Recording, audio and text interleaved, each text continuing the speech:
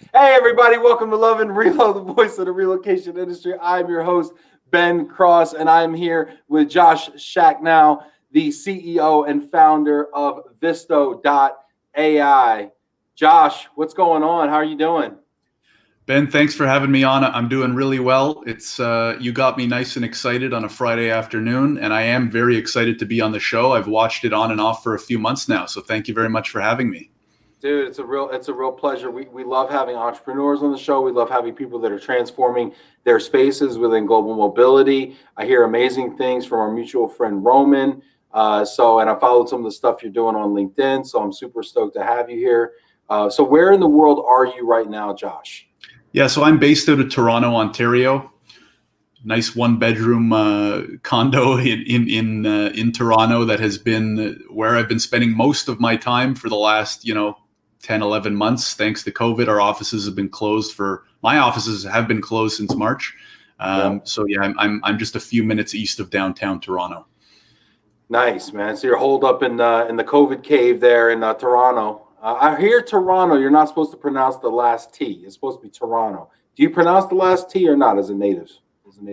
I would say it kind of like floats off like very casually at the end, Toronto. Like Toronto. Thinking about it now, you don't really pronounce it. Yeah. Toronto. Yeah. Say it like a local. Hey, if you're watching right now, go ahead, hit that like button. Okay, it's not too late. Like that right there. Throw a comment in there. I want to know who you are, where you are, what you're up to right now. It's Friday. Hey, maybe you're sipping on something. Let me know. That'd be cool. Hey, speaking of which, we're also running a wine giveaway. Josh, did you know today you're going to be part of the largest wine giveaway in the global mobility industry today? I did not. I wish you would have gave me a heads up. I would have come, better prepared than my hot water here. You have nothing really to do. This is actually quite simple. You just sit back and enjoy the show. It's a part of our 8 weeks of giving. Today's Friday, right? I think today's Friday. Okay? Which means we're giving away 2 bottles of wine, not 1, 2 bottles of wine, okay? So it's Free Wine Friday. Register at loveandrelo.com/community right now. Just go to loveandrelo, spelled out, .com/community. Go ahead and put your info in there. Enter to win. This wonderful giveaway is sponsored by First Tech Federal Credit Union. They also help expats do finance, which is really cool, Josh. We can talk about that if you want to. Anyway, we're drawing that today about mid-show. So go ahead and register for that. You drink wine, Josh? A little bit? I will say I'm not a big drinker, but these days when I am drinking, it typically is wine, at a dinner, et cetera, et cetera. Yeah. You strike me as a sophisticated gentleman who drinks a wine from time to time. Nothing wrong with that. It's fine. Don't drink too much. You can get carried away. Speaking of which, here's Michael Quigley. Good afternoon, gents. What's up, Quigs? How you doing, buddy? Victoria McCullough, TGIF, Ben and Josh. What's up, Victoria? It's good to see you. Renee Stegman. Hi, Ben and Josh from sunny South Africa. Renee. That sounds nice right now. The sun and the warmth sounds nice. How sunny is it at midnight in South Africa? Renee, it's good to see you. Let's see. Jamie. Hi, Ben and Josh. Cheers from sunny but chilly Mississippi. Jamie, what's the weather out there in Mississippi? I need an update. Stacy. Hi, Ben and Josh. I'm excited to learn what I would need to do to move to Canada. Stacy Huff, our new producer here on the Love and Relo show, checking in, wanting to move to Canada. First of all, Stacy, we don't have an office in Canada, so I can't get you a visa over there. But maybe, well, let me ask the expert here. Josh, what does Stacy got to do to move to Canada? I think a lot of Americans have asked themselves this in the last 12 to 48 months. What do we got to do to get to Canada these days? Yeah, it's a tough question, Ben, and the reason is we got an hour, Josh. It really depends, right? So, I mean, this is what immigration experts spend a lot of time is just helping people figure out the best pathway, right? So this would, to Stacy, I would say it really depends. The major factors that it would depend on are things like age, education, work experience. Some of the most common pathways to coming to Canada for individuals, if we leave kind of like the corporate options aside, would be coming through Express Entry. This is our permanent residence program. That's all right. So I want to stop you here. Because I think you made an important distinction here. So there's corporate options, right? Like your company's sponsoring you, right, for the uninitiated, and then there's people like Stacy who's just like, I got to get out of here, Yeah, I mean, that's typically how I like to divide them up. but you can consider both, right? So for example, let's say Stacy's employer wants to open up a satellite office in Canada. There are some corporate routes that would be, easier pathways to get something like a work permit. If Stacy's employer is being, a little selfish or, not feeling the love in that way, the love and relo in that way, then maybe she's going to have to rely on more of the kind of individual routes that don't rely on having a job. That could be something like a study permit. Maybe she wants to do a post-grad degree at a Canadian college or university and work her way towards a post-grad work permit and PR. In Canada, we have a PR program called Express Entry. It's entirely points-based. And especially if you have a graduate degree, and Stacey, I don't know what your English language exam scores would be like, but if those were high, that might be a route that you would want to take as well. There's, of course, many more, but Ben, I do want to talk about immigration. I also want to talk about some fun stuff too. Yeah, Stacey, how's your English? Yeah, let us know. Let us know. This is great. We're gonna have some fun today. I can tell Josh. You seem like a fun guy here. Let's see, Darren checking in from Seattle. What's up, Darren? Good to see you, buddy. Darren. Let's see here, we're checking in. Alan, hello from DC. What's up, Alan? Kathy Baker from Flower Mound, down in Dallas. What's up, Kathy? Good to see you. Valerie checking in. Deluxe checking in. I want to win wine. Well, if you want to win wine, it's easy. Just go to loveandrelo.com/community. Enter to win. That's a great comment. Yeah, right. Who doesn't want to win wine? Welcome to the club, Valerie. Hang in there. We're doing it for 8 weeks. We got 1 down, 7 more to go. Your odds are good. I'm just saying. J.A. Martin, should be less abuse on you today than yesterday, Ben. Yeah, but I like the abuse. Call me crazy. Stephen Meyer, what's up, driver? Be safe out there, Stephen. If you got questions for Josh, leave them in the comments. If you got immigration questions, you got tech questions, you got entrepreneur questions, you want to know what they eat in Canada, we're going to cover all that today. Lisa Ross, hello. Rainy San Diego. That's a first. Jessica Miller, hi, checking in from Global LT in Michigan. Always excited to hear about immigration topics. Julie Coleman, checking in from H-Town. What's up, Julie? Good to see you. Alan's in Germany. Jamie saying it's 54 going on 39. Jack Jampel, the resident voice of the corporation, corporate mobility person here. Hey, Ben and Josh, here from Sea Hilly, Philly. I give Jack no breaks. I give Jack no breaks in the comments. I love you, Jack. I love you so much. He's going to give me a text on that. I love it. Let me know what questions you got out here. Stacey Huff, it's not a pandemic. Yeah, so is the pandemic. Let's talk about the pandemic, as we say down in Arkansas. There's a pandemic going on. Is that impacting immigration to the great country of Canada, all 13 provinces? Yeah, I mean, we've had the most, we'll call it active immigration year in a long time in the sense of things changing and updates, right? Like in the immigration world, at least in Canada, there are not huge policy and travel changes that often, right? But in the year 2020, I mean, we've had more changes and updates and exemptions and restrictions and this and that changed up than probably the last 5 combined. In terms of years. So I would say, Ben, it affects it in 2 major ways. Number one is it's really affected the actual submissions and processing of applications, right? Some people can or can't get certain documents. Immigration Canada is working from home, so their processing times are slower, right? All of that stuff is affected. The other big way is travel, right? And that's something we might go into more detail on, which is since March, Canada has had travel restrictions in place.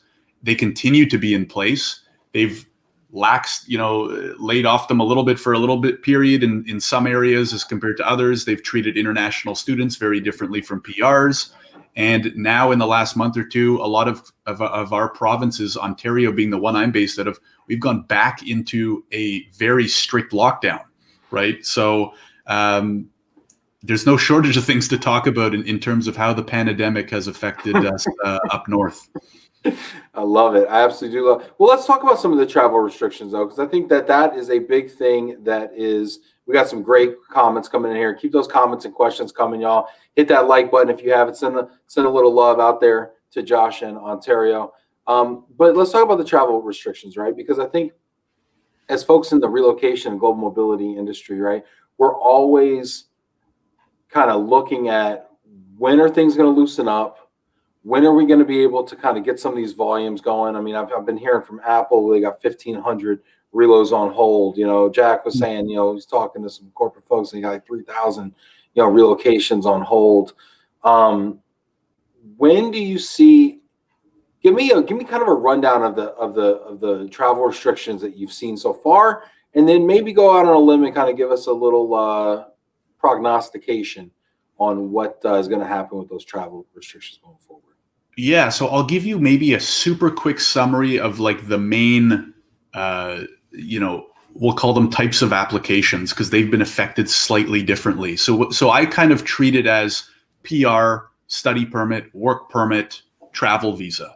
So if we start with PR, Canada's been very strict on permanent residence. Basically since March, consistently, they've said if you get approved for PR after March 18th of 2020, and you're not residing in and coming directly from the US, you cannot come to Canada, period, end of story. That hasn't really changed since March of 2020. If we take the next step, international students, they were in a similar position from March, where Immigration Canada at first said, if you got a study permit and it was approved after March 18th, you cannot come to Canada. That changed in October. So since October 20th, international students have been allowed to travel into Canada if they're attending a college or university that's on a list of approved schools where the province has basically said, okay, this school has like a COVID readiness plan that we approve of.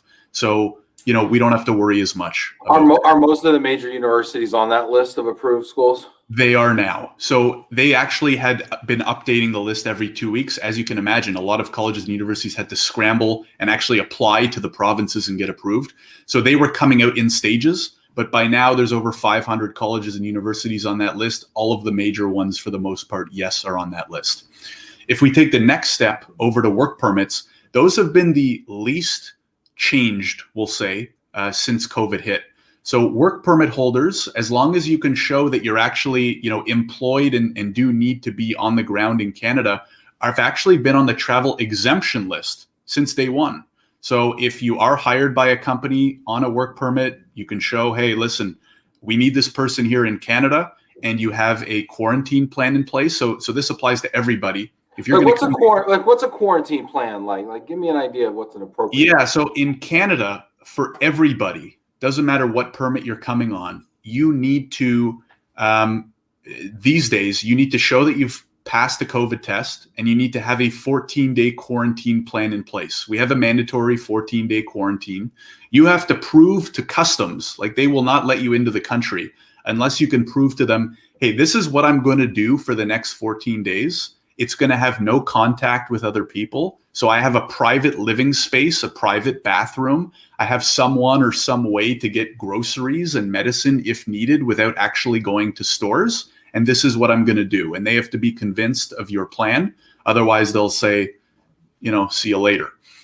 So that's been largely unaffected for the work permit holders. And then lastly, for the travel visas, just people who wanted to come and visit the country, just hang out, get some of that molten XXX or something, you know. Exactly, make some snowmen, you know, all that kind of stuff. Yeah. They stopped processing those for a long time because there's no reason people should be traveling casually into Canada. They've since created a whole bunch of exemptions for people in order to primarily reunify with family. So if you want to come to Canada to reunify with your husband or wife, or your kids, or your parents, then there are certain scenarios where they will allow you to come travel. Again, you need the quarantine plan in place. You need to show that you have a COVID negative test from the last 3 days. But yeah, I mean, it's complicated, right? And all of those things have been slightly adjusted and changed. Well, some of them have been adjusted and changed over the last 10 months. And, it's our job to keep up to date with that so we can hopefully help people make the wise decisions on travel and everything else. I love it. And we got people with questions here, practical questions. These are the best. Please leave your questions. I love your questions out there. The show is all about you guys watching right now. We got some super practical questions here. So driver Stephen Meyer asking for a friend here, it looks like. Are drivers with a simple weed possession charge in the U.S. excluded from cross-border travel? Non-felony, no biggie, just a little weed. Is that a problem? Yeah, it's a good question. I don't know if by felony you mean kind of like included or not included on a criminal background check, right? Because that is a key component of non-felony. So that would be like here, that'd be like a misdemeanor thing, right? So it might be like a possession or something, not like a. Okay, so you might be able to get away with that, especially if it's just casual travel. Right now, I'm going to give a caveat, right? Especially when I don't know the entire situation, I would highly recommend. We do that all the time here, man. We just recklessly speculate. It's what we do here. Yeah. Well, I would say, especially on answers like this, do not just take my answer as law and make a decision just on that. Don't alone. show up to customs and start playing this video is what you're saying. Listen, here's what he said. I would say, Stephen, if it's not on your criminal, if it would not show up on a criminal background check, and it's just for something like crossing the border from the U.S., I can't guarantee it. I mean, the reality is anytime you're crossing the border, if you're not a Canadian citizen, there's always a risk they could say no. I don't actually have experience dealing with someone who has that kind of charge, so I don't want to say for sure. But what's most important is if somebody does have something on their criminal background, like any form of criminal history may make you incapable of entering the country at all. Yeah, I got a funny story about that. But anyway, Stephen Meyer, I mean, what'll happen is a lot of these drivers, they'll have a household goods shipment, right? And they'll be going up from, I'm here in Detroit, right? We're the only U.S. city, I think, that's north of Canada, because we got Windsor right over the river, right? Mm-hmm. And so, we're always going over to Canada, right? And so drivers are always concerned about, am I going to get in the country? Am I going to get stopped on the way in? Mm-hmm. Things like that. And so I'm sure that's kind of where it's coming from there, Stephen. So I guess I'd say give it a try, load up a full household into your trailer and then see what happens, right? God bless the drivers, man. Let's see here. Renee Stegman says, I have a work colleague. Love this. Do you get this a lot where like people are like, hey, I know a guy that like, this is a situation, every week. Every week. We're about to get a week's worth right now in about an hour. Renee Segment says, I have a work colleague who is leaving to come to Canada. All visas in place, but can he come? Also, South Africa has a special COVID variant. Things not to say on your application, Renee. Yeah. What do you think about the situation with her? The key to this answer, Renee, is what type of visa do they have? Right. So if they got a study visa approved and their school is on the list with approved COVID readiness plans, then they may very well be able to come to Canada. If they're on a work permit, they show they're set up with the employer needs them here in Canada, they could very well travel. If they just got their PR visa approved, they won't let you in the country. Right. So maybe if you want to follow up with me afterwards or put them in touch with me afterwards, a lot of these immigration, it tends to be, it depends. Can you give me a little bit more information, which I know is the case. It very much depends on the type of visa. Yeah, Renee, if you want to leave some more info in there, we can always take that as well. Let's see here. We got a couple more comments here before. I want to hear all about Visto as well here. So let's see. Viva from Rotterdam. What's up, Viva? Haven't talked to you in a while, buddy. I hope you're doing well. Zach, returning winner, checking in from Amelia Island. Looking forward to the show today. Zach, did your wine get delivered today? It was supposed to come today, so let us know. Zach. Hope you're doing well, bud. Viva, returning winner. It's like Jeopardy. Viva Van Baco, what's the biggest difference between the USA and Canada? Do you get this question a lot, Josh? That's a loaded question. Are we talking immigration? Are we talking like food? Are we talking weather? You know what I mean? Take it how you want to take it. What do you think? Well, I'll briefly touch on immigration because, I guess that's part of the reason why I'm here. I don't know the U.S. immigration system really well, but what I do know is that a lot of it is based around employment, right? The H-1B lottery, getting your green card, et cetera, et cetera. I would say I'll say two key differences. Number one is Canada has some friendlier programs and options that do not rely on an employer. So for example, like here, when you graduate, you can get an open work permit to work for any company you want. And then you can apply for PR without having a job at all, right? You can apply for PR actually, which I believe is the equivalent of getting a green card in the US without having a job within 6 to 8 months if you have a high enough score, as it's a points-based system. So that's number one. Number two, I mean, just from what I've noticed, and this might have shifted with, you know, with the recent switchover in the government, is that Canada does continue to have, and in the near and probably even mid and maybe even long term, a very friendly and welcoming approach to immigration, right? Well, that was what came to mind to me, right? I mean, because the U.S. Foreign policy over the last foreign policy, immigration policy, I mean, just the whole policy has been a little, you know, people could say anti-immigration. And it seems like Canada's taken the approach, and I'd love to hear your thoughts as a Canadian, but Canada's taken the approach like, hey, we're open, you know, come on over, right? Bring your best and brightest, bring your paychecks, bring your businesses, bring your, you know, intelligence. And that's just my perception. I mean, like billboards on the border kind of thing, like come on over. You know, what has been the impact of that to like immigration volumes? Well, and so I saw an ad a few months ago that Canada was running in California, basically trying to attract tech workers and stuff like that. I mean, it's been big. COVID has affected it a little bit negatively, obviously, but there's some strong reasons for it. I mean, number one, immigration has always been a huge part of the growth of our population, right? A lot of people don't realize that we're a tenth of the size of the US in terms of population, but we're actually the second largest country in the world by landmass. We have a lot of room, right? Now, a lot of it's very cold. You don't want to live in like the upper 60, 70% of it, but we have a lot of room and we have a growing economy, especially with the tech scene growing. We simply don't have enough skilled workers to facilitate a lot of the tech growth that's going on. The other big issue that we're running into, Ben, is that a third of our population are baby boomers. So that means a third of our not workforce, a third of our population are baby boomers, which means they're about to, or already have, or within the next 5 to 10 years will be retiring, which means they have to be replaced, right? The other big problem we have is that we don't give birth to enough kids.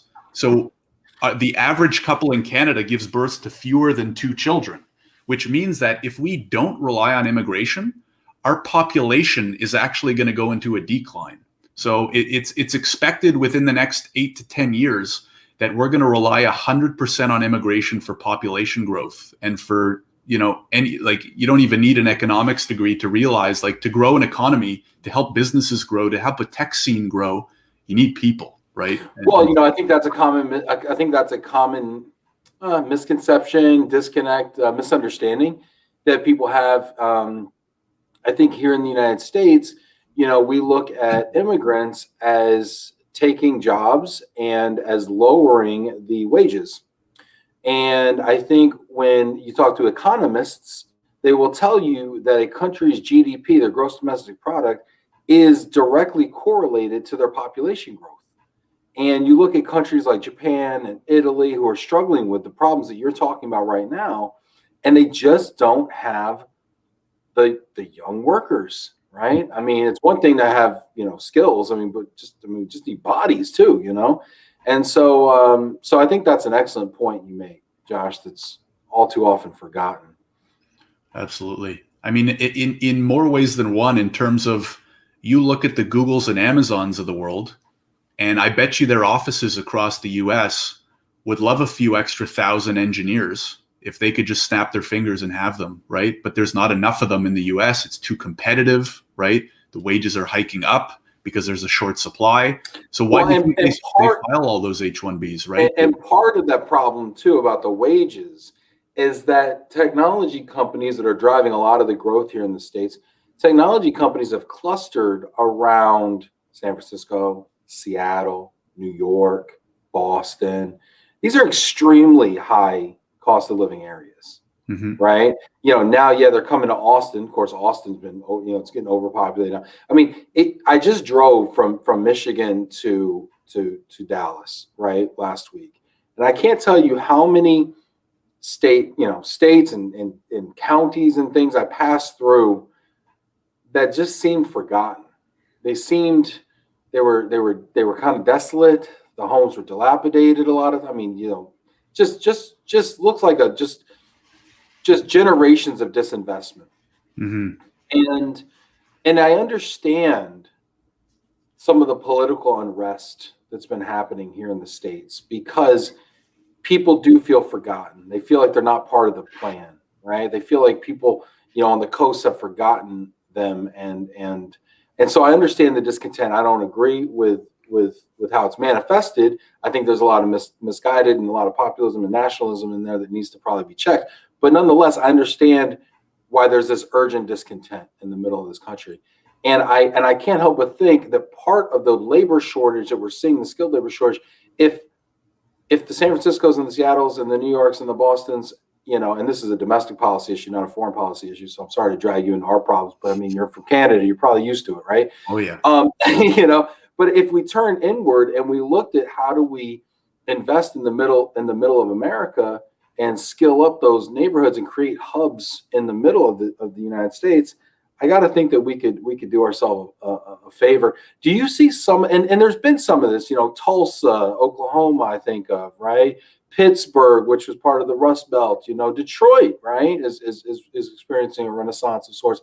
So, I mean, are you seeing some of this also where it's not just Vancouver, it's not just Toronto, but maybe in some of the breadbasket provinces or some of the other areas where tech hubs have popped up? I mean, are you seeing any of that trending there? Well, it's a really good question, and I'm going to answer it as well, which I think is actually another good addition to the answer of the first question from our commenter, which is what is the difference between the US and Canada, interpreted in the sense of immigration. We have this very similar problems, which are that the tech hubs get very concentrated. Toronto, Vancouver, Montreal, Ottawa are probably the top 4 in the country. And there are a lot of other little, smaller cities and towns. Kitchener-Waterloo, which is not far from Toronto, has been, especially as it sits right next to the University of Waterloo, which is almost world-renowned for its software engineering programs. They attract a lot of founders, a lot of tech companies, but even they struggle to grow. I mean, we're talking about different kinds of growth, right, from the last couple decades, where if you get a tech company and it really hits the rocket ship, they don't need to hire like 100 people in the next year. They might need to hire hundreds, if not thousands of people over the next year or two. And you simply can't get that amount of people into Kitchener or Waterloo quick enough, right? Especially when you're competing with the salaries of Toronto, of Vancouver, of Montreal. So we've very much seen those problems. Now, I think 2 interesting factors to this discussion is, number one, is COVID going to help both of our countries? Because now you don't have to be, at least this is what it's like in Canada, you don't have to be in downtown Toronto to work at Shopify's downtown Toronto office, right? So we're already seeing a little bit of a spread, right? I've heard of people going back to live with their parents in some of those smaller, less popular towns. Cost of living lower. Heck, maybe you just want to go be in your hometown, right? Or heck, maybe you've always wanted to live on the coast, so you want to go live in PEI and still work for your employer in Toronto. Similarly, maybe someone who's been working, downtown finance job in New York can go back to their home state and work, and their cost of living's a quarter, or whatever it is. Now, there's a whole other argument of how does that affect salaries, but we'll leave that to the bosses to decide. The second part is, in Canada, I don't know US immigration well enough, but we have programs by province and by regions. So I don't think I've heard of programs in the US for immigration by state. You can correct me if I'm wrong, but in Canada, they've created what are called PNPs. These are provincial nominee programs. And Ben, I won't ask you how many provinces there are in Canada, but 13, actually. I know this. There's 13. I'm well researched. Okay? Yeah.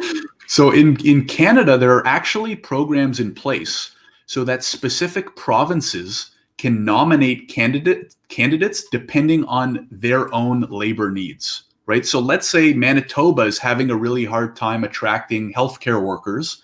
They can create their own program to give people easier pathways to come to Canada, if they meet those specific market needs of the provinces.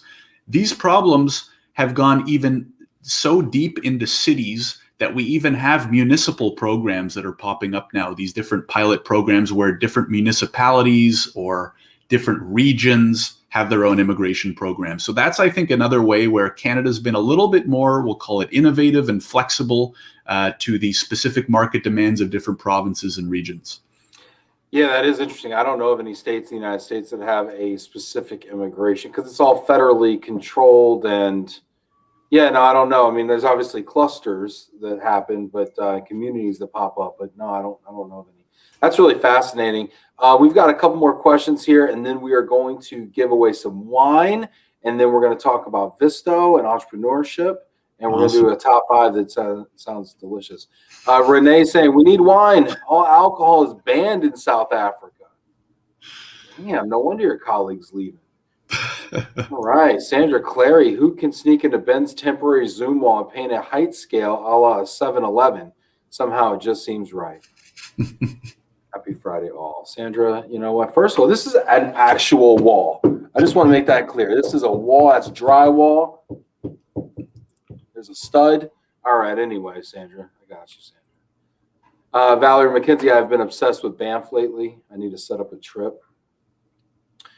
Awesome, Valerie. Everybody loves Banff, it looks like. Viva, we can, yep, let's see here. Renee, yeah, let's see here. First Tech checking in. Brian, thank you so much for the wine. This is going to be great. Here, let's see here. We got a couple questions. One about Canada housing and rental markets are tough in Canada, Craig. What about home purchase? Yeah, how's the housing market? I mean, I know you're not an expert necessarily, but I mean, what's the... Yeah, it's kind of varying. So, for example, and I'm definitely not an expert, and I would say, you know, so consult an expert, and it definitely depends on the market. As a quick example, like the condo market in and around downtown Toronto has slumped in terms of sales and in terms of rent. Right, there's a lot of people moving away, right, going back home for a bit, or they're like, heck, I'd rather live an extra 20 minutes out and save $500 a month or whatever it is. Mm-hmm. That being said, my hometown, Ottawa, their housing market has apparently gone crazy in the last 10 months. Everyone's buying houses, selling houses, prices are skyrocketing. I'm not sure as much about the rental market, but in terms of housing in Ottawa. So I guess it really depends on your city, city, town, et cetera, et cetera. It's probably a good time to buy a condo in downtown Toronto. It's probably not a great time to buy a home, in or around Ottawa, as just 2 examples. Yeah, good stuff. Ken Nickel Lane checking in from Canmore outside of Banff. Hello, guys. He spoke to Ken earlier today. Ken, thanks for tuning in. I think he identified the studs on my wall. Very cool. Let's see here. Rashab says, Josh, but how many companies are opening their offices in those provinces? I think he was talking about some of the non, not the British Columbias and the Ontarios, Yeah, I mean, Rashab, it's a great point/question, and I would say the trade-off there is there are some really good companies in, we'll call them the less popular provinces in Canada. The trade-off is the volume, right? So let's say you're you will be a new immigrant to Canada. If you want to give yourself the best chance of getting employed and apply to as many companies as possible, you're going to find way more of them in Toronto and Vancouver and Montreal and Ottawa. But that's not to say there aren't really good ones in all of those other cities. And then my counter to that would be there's probably a lot less competition to find jobs in the less popular provinces, right? There are fewer people living there. There are fewer people willing to live there. Now, to actually answer the question as well, Rashab, it's kind of situational, right? All those provinces still need companies, right? There's way fewer tech companies, right? But there are still a lot of great tech companies in Calgary, in Edmonton, as I said, Kitchener-Waterloo, out in Halifax, et cetera, but obviously not as many. But that means those cities still need other businesses, right? They still need shops. They need, all the service businesses, law firms, hospitals, et cetera, et cetera. I feel like tanning salons would do well in Canada. I don't know. Anyway, this is awesome. Hey, you know what? We're going to give away some wine real quick. Let's do it. All right. I mean, that sounds great. All right, let's give back a little bit. So where is our resident wine aficionado here? Is she backstage here? Janet, you there? I'm here. Hey, And Janet, I'm how so you doing? excited. It's Friday and I get to talk wine. Oh my gosh, I'm getting ready. Counting down the minutes. Awesome. And real quick, shout out to First Tech Federal Credit Union for this wine giveaway here. Janet, you want to tell us a little bit about the wine that we're going to be giving away this week? Sure. Today, in honor of one of our fans, I chose the Italian wines. Vinny Valverde suggested a Torazzi, but I could not find it in our scope of where we're ordering wines from. So I picked two that I felt would be close. So we have a red and a white. So the red is going to be an Aglianico. My Italian is not that great, but this is a beautiful wine, full-bodied, fruit-forward, with some earthy tones and leather feel to it. Nice leather. That's what I like in my wine. A little Aglianico.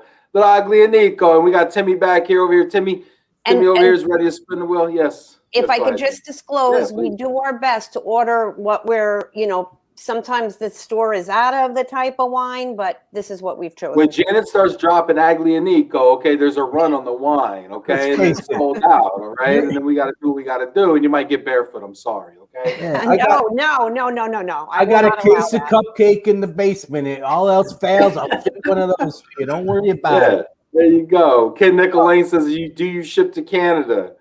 We'll talk about that offline. No idea. Did you register, Ken? Alan says, did you know First Tech Federal Credit Union was my favorite bank? He's over here lobbying from Germany. Hold on, Alan. Let me put you in one more time. Hold on. Okay, you're good.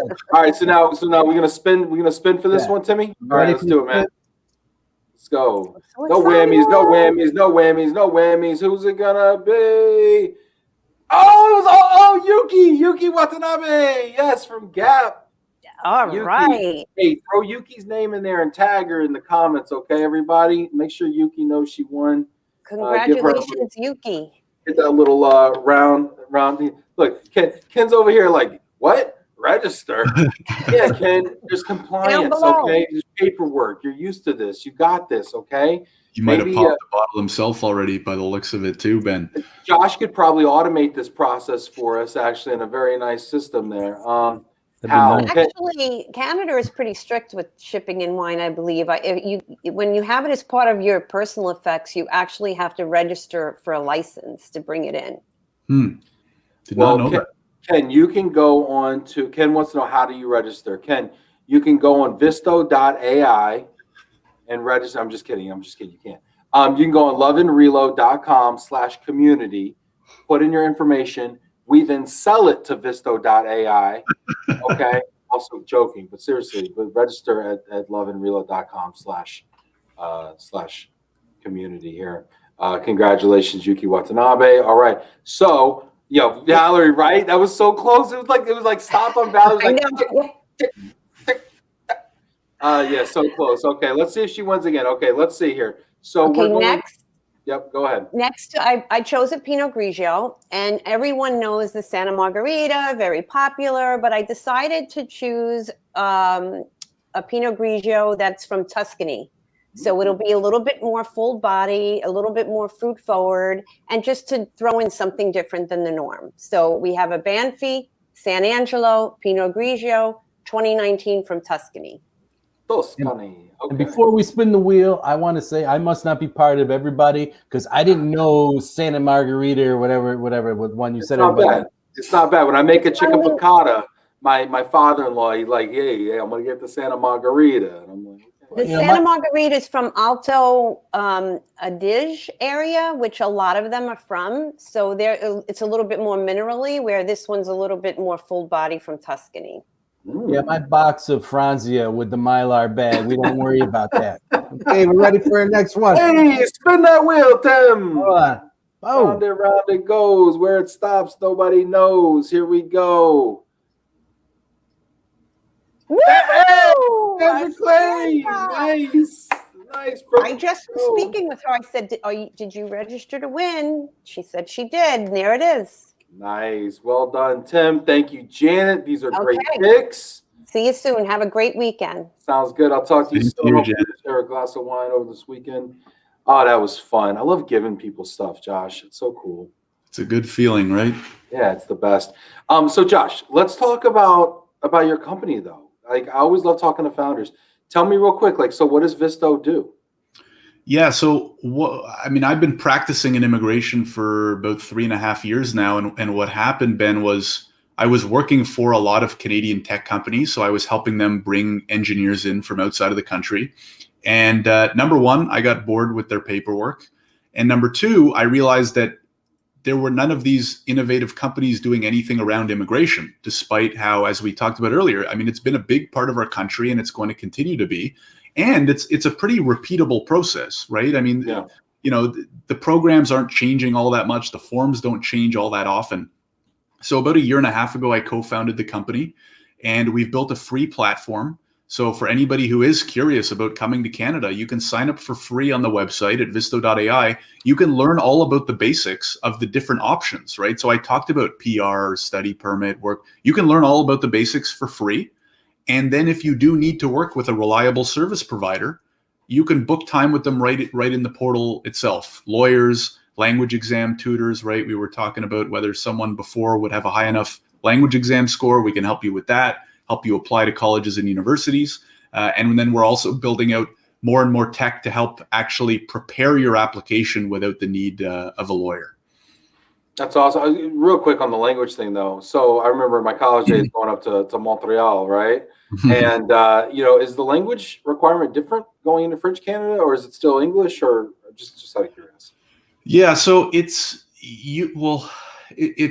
hard to say. So Quebec, the province of Quebec actually has a different PR program.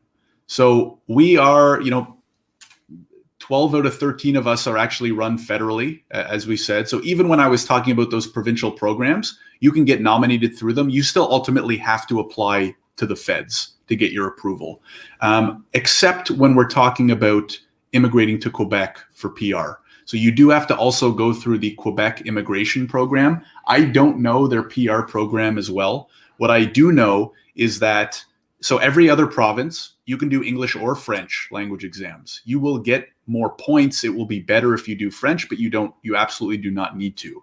When you're going through Quebec, especially for PR, it can be quicker and easier if you can score well on a French exam as opposed to English.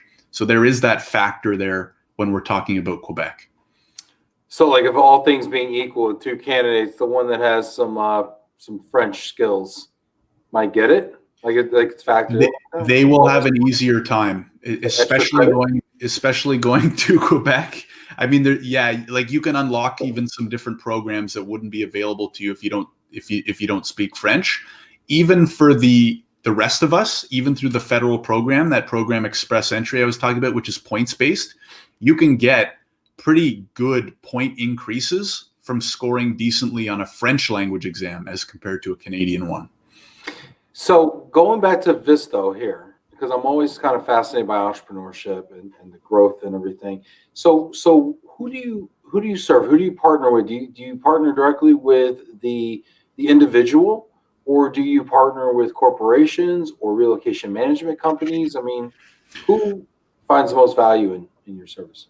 Yeah, so individuals looking to come to Canada or get PR in Canada find the most value from the portal. The portal is very much B2C facing, right? We help individuals who want to come to Canada or they're already in Canada and they want to get PR. That being said, we partner with companies that can provide valuable services to those people that we don't specialize in, right? So I'm pretty good at immigration. We have some in-house stuff around jobs a little bit and around language and stuff like that. But like, for example, I'm not a real estate agent and we're not going to hire one, right? So we have a real estate agent that we've partnered with. We have, someone who will help you apply to colleges and universities. We have companies that will help you find jobs in Canada, right? And so we partner with them and we send them leads. They send us leads. We're trying to make the immigration journey easier, right? Because Ben, let's say you're in Detroit. I mean, it's a little different because you're living right at the border. Let's say you were not living at the border, and you apply and you get approved for PR, and the paper's in your hand. That's really just the start, right? Oh yeah. Now you got to move. You got to find a new job. Maybe you do, maybe you don't, kind of depending on your situation. How are you going to get there? Maybe a flight, maybe you rent a car, right? Where are you going to live? Where are your kids going to go to school? Yeah, sure. What cell phone are you going to get, right? Like, it's so fragmented. Even a bank account. I mean, that was one of the Exactly. things, and shouting out to our friends at First Tech Federal Credit Union. They specialize in expat good plug. finance. Yeah. Those people. Hey, you buy me a bottle of wine, I just say your name a bunch of times. No, but I mean that's what they do, right? Because you show up in another country, like you might be an engineer in England, and you show up here in the States, and you have no credit. You can't buy a car, you can't buy a house, you don't even have a bank account to put your first paycheck in. Like, it's a problem, and I imagine it's similar in Canada too, right? Absolutely. Ben, my co-founder is a U.S. citizen. He moved to he came to Canada on PR. What was it, about 2 or 3 years ago? And he said it took him a month to get a bank account opened. He's a U.S. citizen, and he came to Canada as an international student a few decades ago. So it's just, there's all these different moving pieces. None of it is overly easy. It's not really convenient to find all in one place, and so that's why we're kind of bringing it all together. Yeah, fascinating. That's really cool. Let me ask you this, because I'm always interested in the in kind of the hustle and kind of the startup scene and everything. So, what's been like the hardest thing in growing your business and kind of getting it to where it is now? I mean, seems like you got some really great traction right now. But what was kind of the hardest part of that whole process? Whew, that's a good one. What's been the hardest? I would say, if you're starting a tech company, I mean, really, if you're starting any company, there's a lot of stuff that's hard. I would say if I can break it into the two hardest things, earlier on, it was finding product market fit, which I didn't even know was a thing until I started a tech company, right? Because before that, I was just an immigration lawyer. Oh, here are my immigration services. Here are my prices. Do you want to buy it? Yes or no, right? And everybody must, right? It applies to everybody. We can help everybody, right? It's like you don't know you have product market fit until you find it, and then life gets really easy, and customers start saying yes more than they say no, and that's when you found it. But you're right. When everybody, I mean, this is anybody out there that's watching this that's been in a bar, and they're like, it would be really cool if we had a website that did this. Yeah, everybody, use that, and then you create it, and then nobody uses it, and you're like, what? Why not? It's like that's called product market fit or not, or lack thereof. Exactly. That was me a year ago, right? So it's all in my head. This is brilliant. A free portal. People are paying thousands of dollars. Like, everyone's going to sign up. The whole world will know about us in a month, and then you launch it, and the crickets start, and you're like, what? Like, I hit the button. What happened? Is nobody finding this? Like, where are the investors on the interwebs? Yeah. So that's number one. So and it's been really cool because it's a different type of challenge that I didn't experience running a service-based business. And then the second part is, I would just say, I think the hardest part of entrepreneurship is just deciding what you're going to do every day, every minute of every day, right? If you have a job, it's easy. Well, easy is a relative term, but you go to the office, your bosses tell you what to do. You do as little as possible and you leave. Yeah, exactly. Your words, not mine. And you're held to standards, and you have goals and metrics, and et cetera, et cetera. When you wake up on Monday as an entrepreneur, let's just say it's day one, like, it is a clean slate, right? And you could do, and you probably should do, about 100 million different things, right? What do you do? Nobody knows. There is no script, right? So day in and day out, having to figure it out and make those decisions, and they're never right. They're never perfect, right? You just want to make good enough decisions to continue moving the company forward. They're never right, but what's cool? When you're your own boss, they're never wrong either. Because there's not some person down the hall that just doesn't get it. Mm-hmm. It doesn't get your vision. They're like, Josh, you're an idiot. I need you really to focus more on this. Like, you don't ever have to have that conversation. Right. And you're also always learning, right? So some of them are wrong, right? They don't work.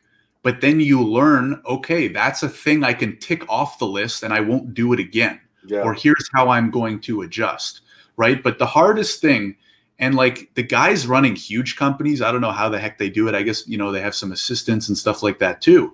But like, Ben, how do you break up your week? How much do I spend on sales and marketing and partnerships and responding to emails and getting back to clients, you know, blah, blah, blah. So number one, how do you break it up by like type of work? Number two, okay, I'm going to spend today on marketing.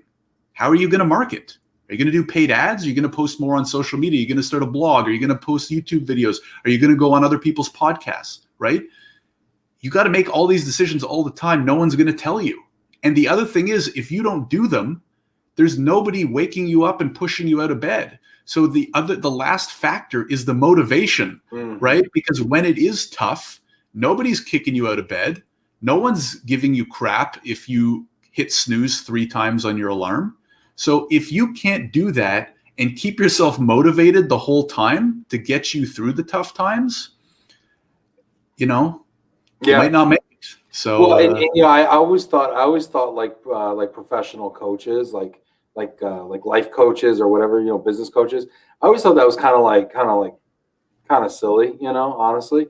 But then I realized, like, when you're the CEO of a company, who tells you what to do? You have to hire a person who can you can confess stuff to, who also can kick you in the butt and like hold you accountable, you know? And so it kind of became obvious. So this is fascinating to me. We got a couple comments coming in, and then I want to do our top 5. I love this segment. I'm having a lot of fun with it. Josh, you're awesome. You're super smart. This has been a lot of fun. Let's see here. Thank you, yeah, so let's see here. Brian Rivers checking in. Congrats, Sandra Clary. Yes, Sandra's saying, Brian, thank you. Thank you, and thank First Tech Federal Credit Union and Love and Relo team. Sandra, awesome. Alan King, Sandra Clary, favorite bank, right? Congratulations. Zach Stevenson, FedEx driver, just dropped off my wine while Tim was spinning the wheel. Love and Relo and First Tech Federal Credit Union to the rescue, and the timing was unbelievable. Thanks all. That's great. Yeah, it's good when we actually send the wine out. That's great. Alan, Zach Stevenson, that's awesome. My dad chiming in. I love you, Dad. Who's Chris? I have no idea who's Chris. Maybe he thought I was talking to Chris today. I love you, Dad. It's cool. Ken Nickel Lane, as long as you're always advancing the ball. Yeah. Wise words. Yeah. For sure. You know what? Let's have some fun. You like games, Josh? Let's do it. You a game guy? You a gamer? You like a board? Are you a board game? Video game? No game. What kind of? I'm more of a. I don't have as much time for it these days, but I was, and we can during stop the show right now. You don't want to play games. You don't like games. You don't got. I mean, I'm a big computer gamer, to be honest. Yeah, there you go. So what's your game? What's the game, man? What game? The last few years has been StarCraft. I'm a big StarCraft nerd. Yeah. Nice. Okay, cool. Is that one of the games that they have like gaming leagues around and stuff? StarCraft is like one of the national sports in Korea. It's crazy. Like, I don't know anymore, but you used to be able to watch it on cable there. Like it's huge. Yeah. And there still is a pretty good dedicated following. It's crazy. That's awesome. I love it. I love this whole like change too, with like the gaming as sports. I like the esports. I think it's so underrated. I mean, that's a huge industry, and it's only going up, especially with COVID, right? I mean, yeah, for sure. All right, let's play some games then, okay? Let's do a game we call Top 5 here on the show, okay? So, Josh, we got a topic here, and you are going to tell me the top 5 favorite. Now, this is right up my street, as they say in the UK, okay? Top 5 favorite meals, all right? Now, I'm going to hold you in I'm going to be pretty tough on you, Josh, okay? This is an area of expertise. Like, this is like me coming into your office and telling you about Canadian immigration. Okay? All right, so we're going to see how this goes, okay? Let's see here. No pressure. Number 5. You got to say it. Oh, butter chicken. Oh, man, that's a banger. Now, yeah, okay. Explain yourself. I mean, I just think it's one of the best sauces in the world, right? I mean, it's just so creamy and delicious over a nice bed of rice. Oh my God. I mean, I kind of want some tonight. I actually just suggested it to my girlfriend. She said she wasn't in the mood, and I was kind of disappointed. Yeah. Get a new one. Get a new one. She don't like butter chicken. She can No, she go. likes it. She likes it. She just wasn't in the mood for it tonight. So I'll excuse her. I eat butter chicken 5 days a week for like 4 weeks, okay? When I moved to Detroit. Butter chicken's amazing. You know what, Josh? Honestly, I wasn't sure how this was going to go, but you're off to a great start. Butter chicken's phenomenal. I read an article about why Indian food was so good. And they said, picture your palate like a color wheel. Mm-hmm. And a lot of cuisines, like French cuisine, right? They use flavors that are adjacent on the color wheel, right? So like a mirepoix, right? Carrots, onion, celery, right? It's all kind of similar, right? You know, herbs, garlic, all that kind of sputter, right? All that kind of makes sense together. Mm-hmm. What's so interesting about Indian food is they use opposite flavors, right? So they'll combine like sweet with bitter or something, or they'll, you know, they're going across, they're acting crazy, which is why it's like such a flavor explosion. Yeah, it's great. Yeah, I know. That's interesting. Yeah, you're onto something here. Okay, number 4. Chicken wings. Sorry. It's a Friday afternoon. Chicken wings. I mean, you know, after the game, you know, you go to I mean, I haven't been to a sports bar in a long time, but I'm just love chicken wings in a wide variety of ways. Love it with just barbecue sauce. I'm not a spice guy, which is ironic because I just said chicken wings and butter chicken, but either some barbecue sauce or like the dry rub, the salt and pepper, you know, some of that going. All right, I'm going to ask you one question right now, Josh, and it's going to change the course of our friendship forever. Okay. Okay. Ready? Ranch or blue cheese? Oh, that's such a hard question because they're both like, they're not that far off. I would have to pick blue cheese though. Yes, Josh. Yes, Josh. Awesome. The show goes on. So far, you're 2 for 2. All right, number 3. Incredible. Pizza. I mean, do I have to say that much more? You know, dough, sauce, and cheese. I'm a meat lovers guy. I don't know. I just feel like you can't really go wrong. Best pizza. What's the best pizza, Josh? Define this a little bit more for me, because pizza can be vastly different. I mean, I'm not a picky guy. If you said like, hey, you're going to the Chair tomorrow and you're having pizza tonight, what would it be? I would say like average crust, not thick, not thin, piled with meat, and like a blue cheese, or like I love like a cheddar jalapeno dipping. Oh yeah, let's do it. I'm in. All right, 3 for 3 so far. Number 2 is chicken Parmesan. Again, my mouth's just watering. I like mixing stuff together. So I love like chicken with the spaghetti sauce with the melted cheese on top. And then my favorite, every time I go home to Ottawa, we have our favorite Italian place in Ottawa, and I get the chicken parm with a side of pasta with rosé sauce. So it's like even more like just cheesy, creamy goodness. I don't know if you know rosé sauce, like a vodka sauce, where it's like kind of a pink sauce. Rosé it's a pink sauce. It's pretty much a mix between like Alfredo and tomato. Mm-hmm. Yep. We would call that here like a vodka sauce or something. But yeah, I know what you mean. I dig it. I'm gonna say this about that. You cook, Josh? You cook? Yeah, nothing crazy fancy, but I do cook a lot of my meals at home. You ever cook your own chicken parm? Not in a while. Okay.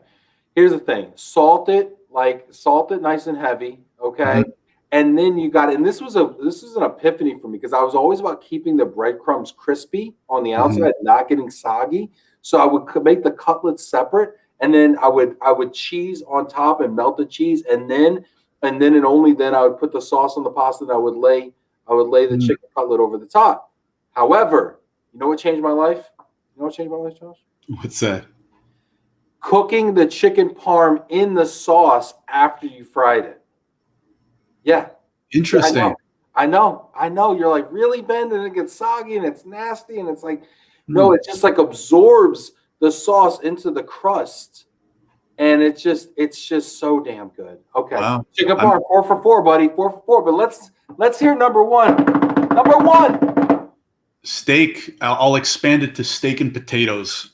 There's nothing I like more than, my pick would be like my dad's home barbecued steak. I love it with a side of like garlic mashed and, probably a few veggies to make the plate a little colorful and, hit the nutrients for the day. But I can't top it. Like a good medium rare, rib steak, New Yorker, anything like that with some garlic mashed on the side. And I'm a happy man. I was going to tell you, steak to me is overrated. Steak to me is Interesting. overrated because it's too much of the same thing.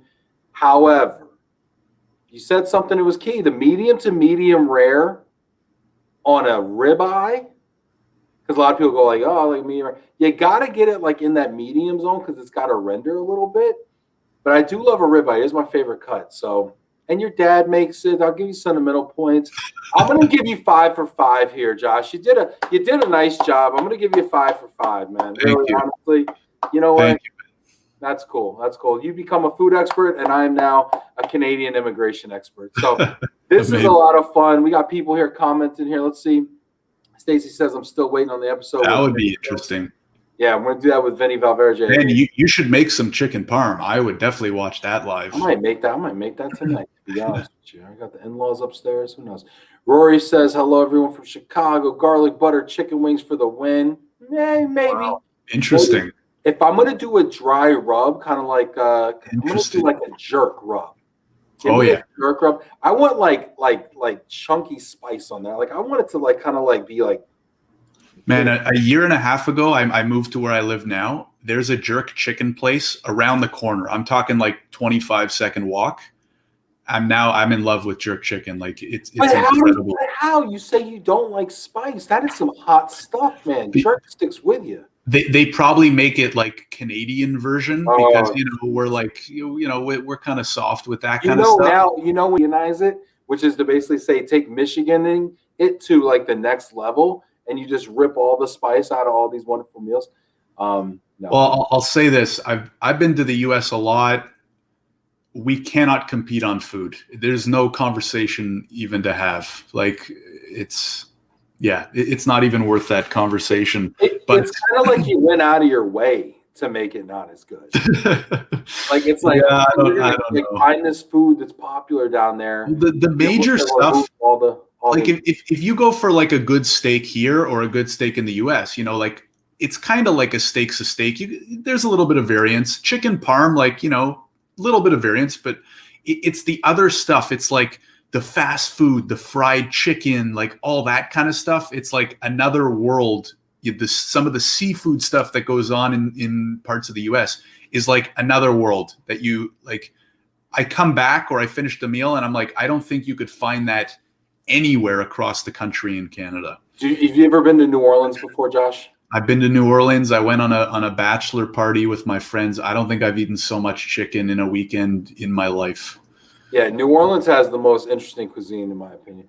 But you know what? Here we are. We're running out of time here. Sandra agrees with you. She says steak is never overrated, Sandra. Never like a well done sirloin with a bunch of A1 slathered over it. Never overrated. I don't know, Sandra. That's a blanket comment. I don't get behind generalizations here. It's a 1-hour show for nuance. Victoria McCullough is at 5 yet. Sandra Clary, it's always 5 o'clock somewhere. Victoria, you know that. Jamie says Sicilian style pizza. Not bad. It's a top 5 style. Chicago has the best. Not bad. It's a top 3 style. Best pizzas in my backyard. Janet, I tend to agree with you. I've seen you make it. It's amazing. And yes, Janet, blue cheese is fine on pizza. Don't be a hater. I wouldn't drench it. I'm more of like a dipper. You don't want to overtake the pizza. Tastefully done. Anyway, this has been a lot of fun, Josh. I want to thank everybody who tuned in today. Thanks for entering. If you haven't already, go to loveandreload.com/community. Enter your name to win. We're giving away 2 more bottles next week. Josh, I want to ask you for a final thought today, just to leave us with something. Final thought.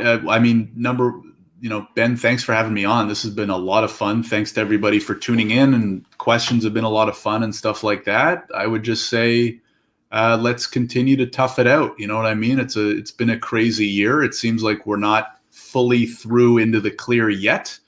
Let's do let's all do our parts to try and make it a little bit quicker and hopefully we'll be back to normal and seeing each other. And, you know, I can road trip down to Detroit. You can road trip up to Toronto, you know, sometime in the near future. Sounds awesome. Sounds awesome, Josh. Can't wait, man. Hey, take care. Everybody have a wonderful weekend. Take care of yourself. Will not, let's see here. We got Monday lineup. Yeah, next month, by the way, everybody, we're dedicating the entire month of February to highlighting Black professionals in global mobility. It is Black History Month here in the U.S. So when I'm not moving, taking a week off to do that, we will be highlighting folks. So I'm really looking forward to hearing those stories and meeting those professionals. Take care, everybody. God bless. Have a wonderful week.